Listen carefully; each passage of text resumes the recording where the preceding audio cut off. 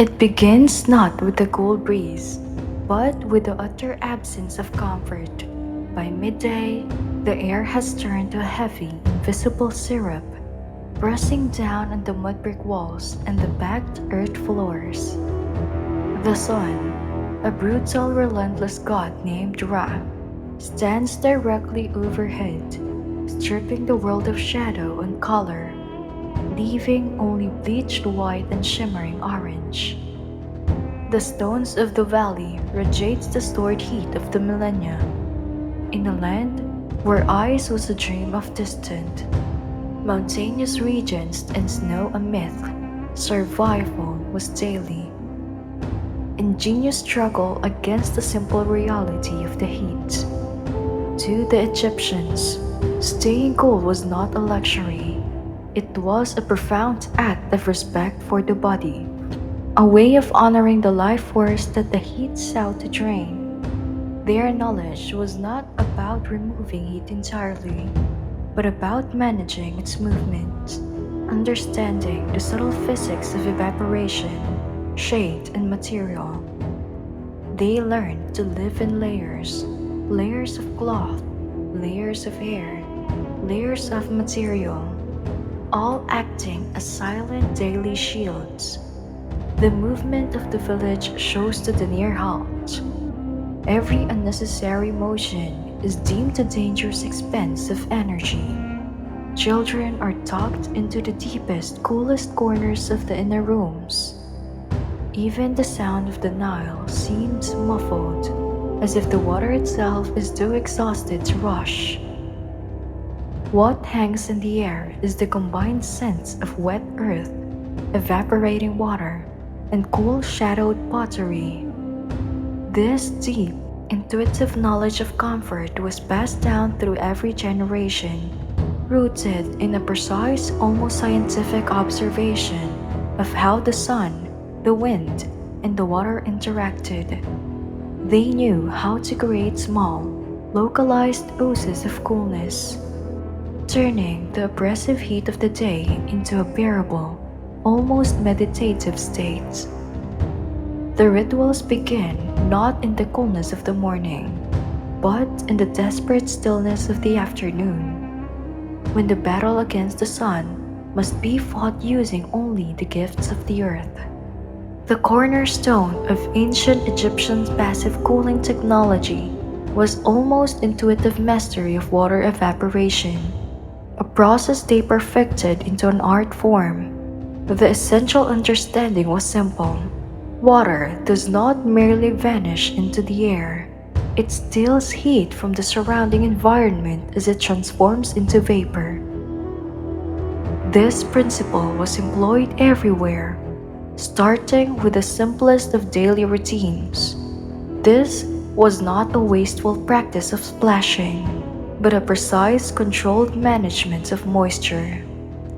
The most common technique involves placing a large porous clay basins of water, not just in the center of the rooms, but often in the deepest, most shaded alcoves.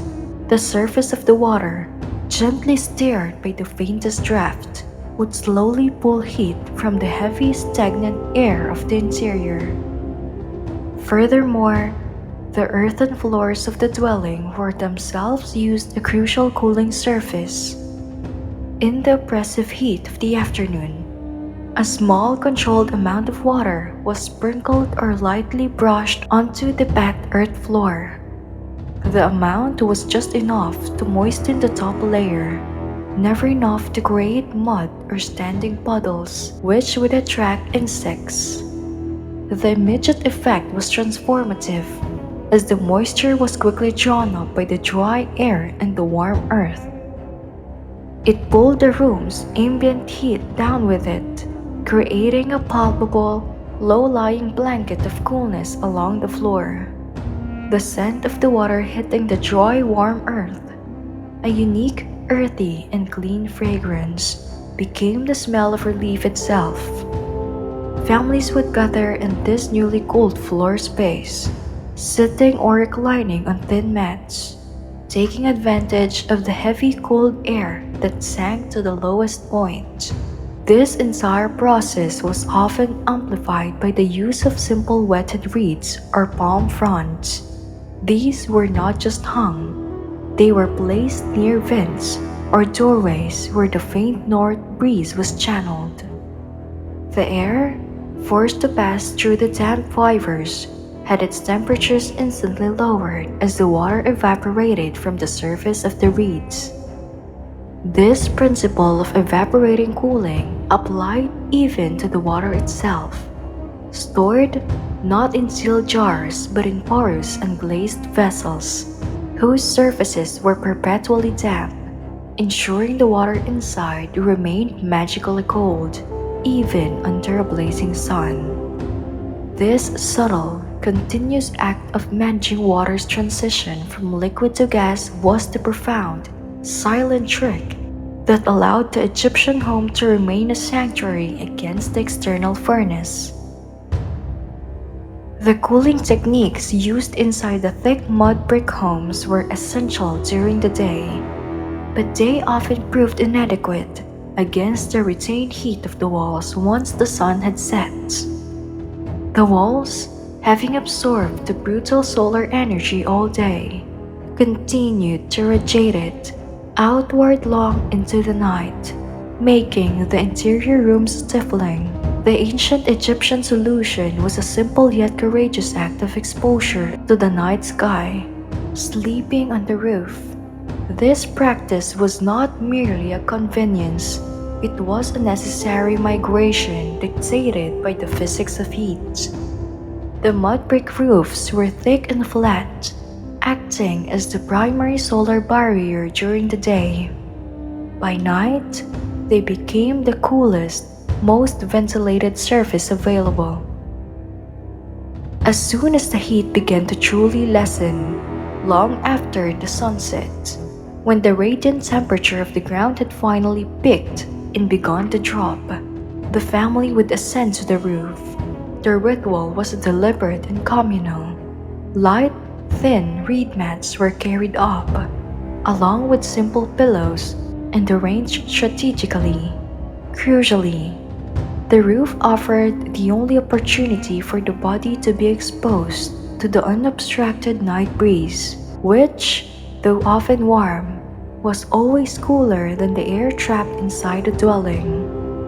Furthermore, the body could radiate its own heat directly into the massive, cool expanse of the night sky, a process of thermal release impossible beneath a solid ceiling. The sensation of lying exposed on a roof was one of the profound openness and vulnerability, yet also immense comfort. Above them, the stars were not mere points of light, but colossal, cool anchors of the night, celestial objects that seemed to actively draw the heat away. The sounds that returned were the honest sounds of the valley, the distant cries of nocturnal animals, the soft murmur of the Nile, and the snapping of linen as the breeze caught the slippers' light robes. Even the children learned their rhythms, knowing the difference between the stifling interior heat and the cool, airy breeze of the roof. This collective nightly migration was a profound statement of trust. Trust in the safety of the community, and trust in the predictable, necessary coolness of the atmosphere that followed the sun's retirement. They slept not under a roof, but under the canopy of Shu, the god of air, in the full presence of the night. The most ubiquitous and perhaps the most effective tool in the Egyptian fight against heat was a material so common it was often overlooked: unglazed clay. This simple, abundant resource was transformed by the craftsmen into kulas or water pots, and zir or large storage jars, which functioned as the original, essential refrigerators. The genius of unglazed clay lies in its porosity. Unlike sealed ceramic, which is impervious to water, the unglazed clay of the Egyptian's vessel allowed a minuscule amount of water stored inside to slowly seep through the walls. This water did not leak out as a stream, but reached the external surface as a dampness. This perpetually damp exterior was the secret to the cooling process. As the outside air, hot and fiercely dry, passed over the surface of the vessel, it instantly caused the thin film of moisture to evaporate. As noted before, this phase, change from liquid to gas, requires a significant amount of heat energy, and that energy was pulled directly from the water stored inside the vessel. The result was that the water, even the common water from the Nile, remained miraculously colder than the ambient air, providing a profound immediate relief to the person drinking. The temperature difference, though slight, felt immense in the oppressive heat. Drinking from these jars was a sensory ritual. The touch of the cool damp clay against the palm was itself a comfort, a small point of thermal defiance in a world of radiating warmth. The water tasted cleaner, fresher, carrying the faint earthy mineral tinge of the clay itself. Large zero vessels were often sunk partially to the packed earth floors of shaded corners, further leveraging the earth's stable cold temperature. Even the animals had their ways. The donkey and dogs would often settle near these large vessels, intuiting the small, low-lying envelope of cool air that settled around them.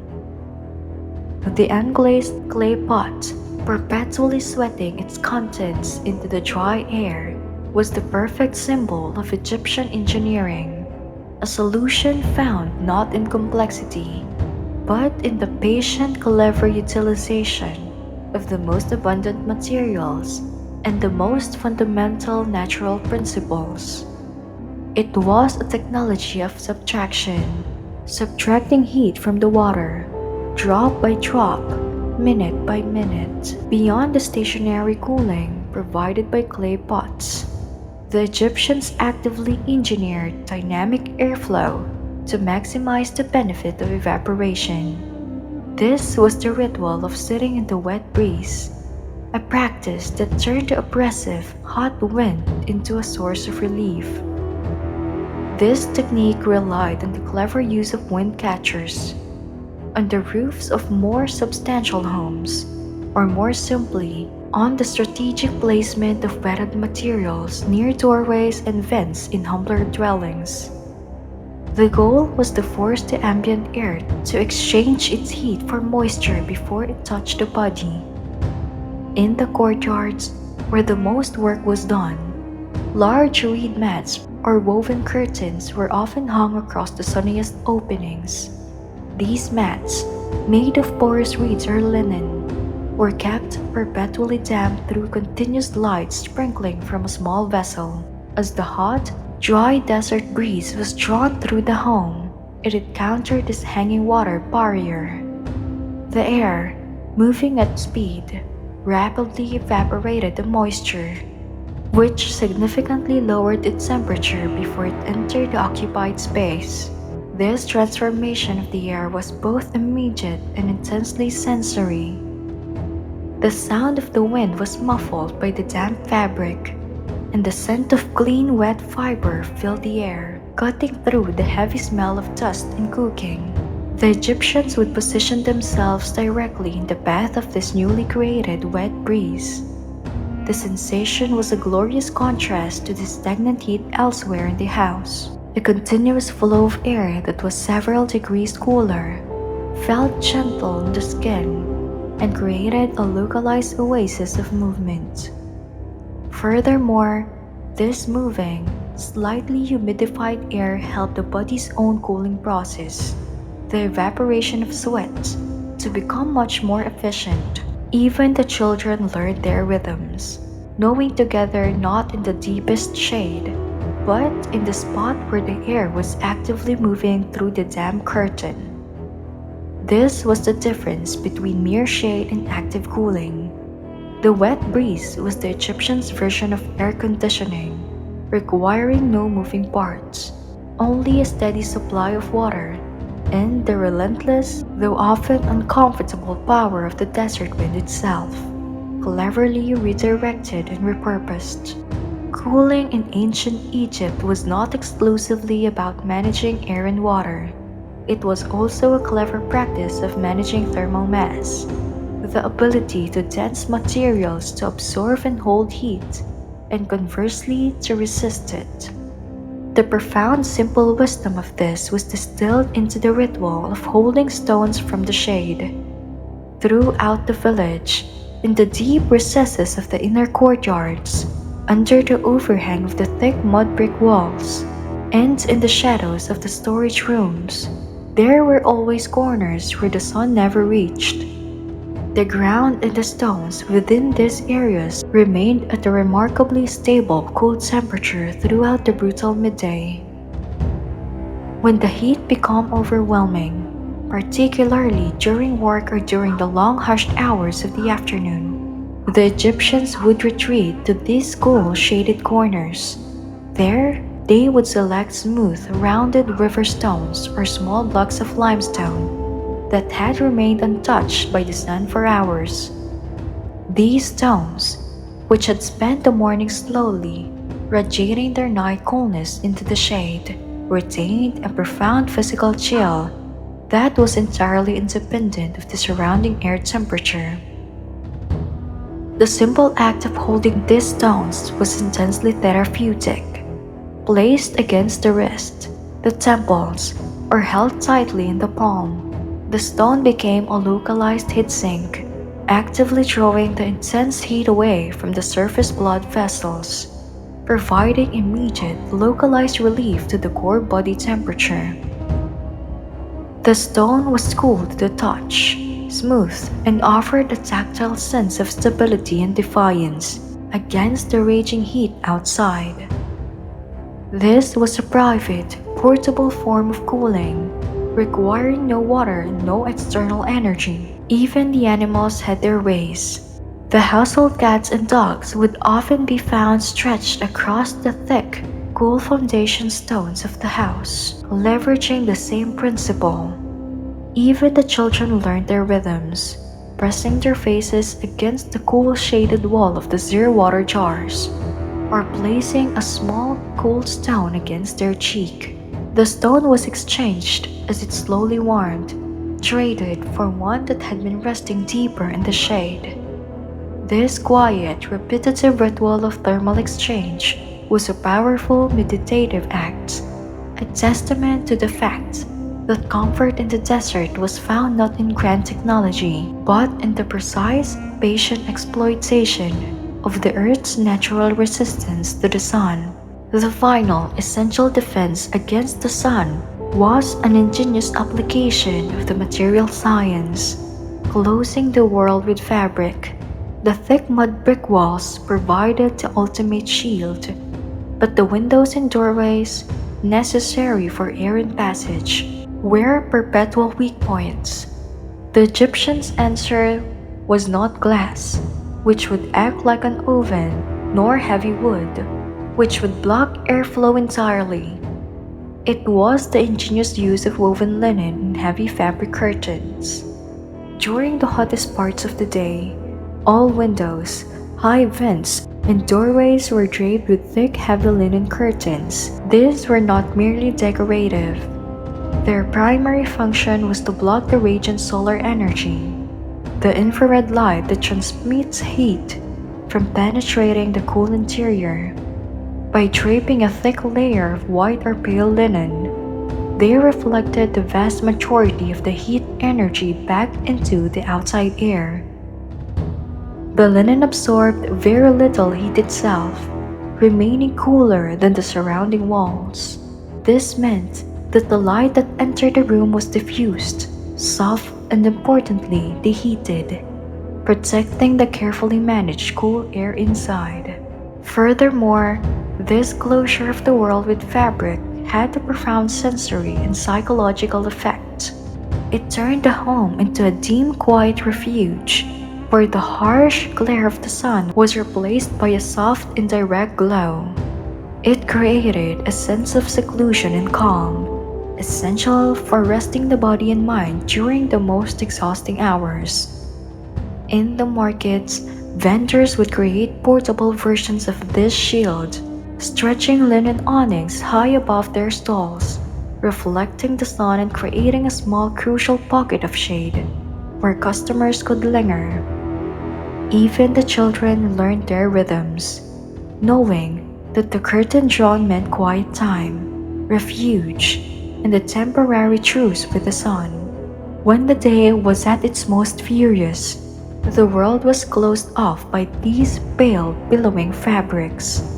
They were the final soft and immensely effective layer of defense, turning the hot desert home into a cool, meditative sanctuary where the heat could be forgotten for a few necessary hours.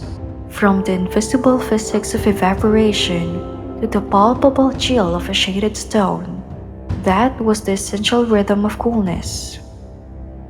It began with water evaporation tricks, creating a cool, damp layer on the floor. It was secured by sleeping on the roof, surrendering to the vast cool night sky. It was enhanced by the cool touch of the unglazed clay, turning water into a liquid anchor of relief. It was refreshed by the sitting in the wet breeze, turning the hot wind into an ally.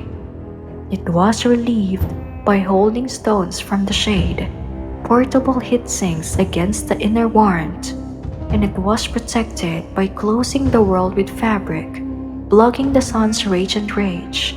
The lamps grow dim. The final embers in the cooking fire turn to gray. The clay jars stand sentinel, their surfaces perpetually damp and cool. The river still, the dark mirror of the stars above the sleeping roof. The village sleeps, deeply and without dream, assured that they have managed the day's heat wisely. The rhythm is complete, and now you are at rest.